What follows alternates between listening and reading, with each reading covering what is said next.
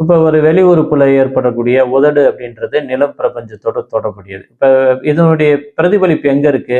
வயிறு மண்ணீரல பாதிப்பு இருந்துச்சுன்னா உங்க வாயில புண்ணு வரும், வாய் உதடுகள்ல பிரச்சனை வரும், உதட்டுல வெடிப்பு வரும்.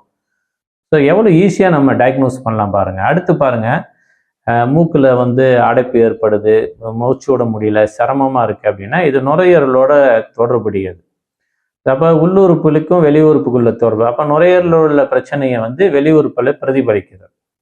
ஸோ அடுத்து பார்த்தீங்கன்னா நீர் பிரபஞ்சத்தில் இப்போ ஒரு காது கேட்கல, காதுல சீல் வருது, காதுல இறைச்சலா இருக்கு அப்படின்னா அது சிறுநீரகத்தோடு தொடர்புடைய. அப்போ எந்த உறுப்பை நீங்க பார்க்கணும் அப்படின்னா சிறுநீரகத்துடைய பிரதிபலிப்பு தான் காது. அப்போ சிறுநீரகத்துக்கு இயக்க சக்தியில ஏற்படுற பாதிப்பு தான் காதுல பிரதிபலிக்குது. ஸோ அடுத்து பார்த்தீங்கன்னா ஆகாய பிரபஞ்சம். ஆகாய பிரபஞ்சம்ன்றது கல்லீரல், பித்தப்பை. ஸோ கண்ணில் ஒரு நீர் வருது, எரிச்சலா இருக்கு, கண்ணில் வந்து சிவப்பாயிருச்சு, கண்ணில் பார்வை கிட்ட பார்வை, தூர பார்வை குறைபாடா இருக்கு அப்படின்னா அதனுடைய பிரதிபலிப்பு எங்க இருக்கு அப்படின்னு பார்த்தீங்கன்னா கல்லீரலுடைய பிரதிபலிப்பு. அப்ப கல்லீரலுடைய இயக்கங்கள்ல பாதிப்பு வருதுன்றது கண்ணுல பிரதிபலிக்குது. அப்ப கண்ணை பார்க்கணுமா, கல்லீரலை பார்க்கணும்.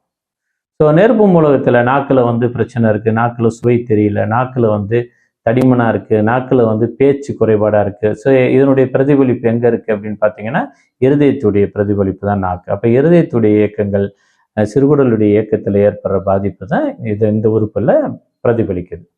ஸோ தொடர்ந்து வீடியோ பாருங்க, அப்பதான் உங்களுக்கு நிறைய புரியும்.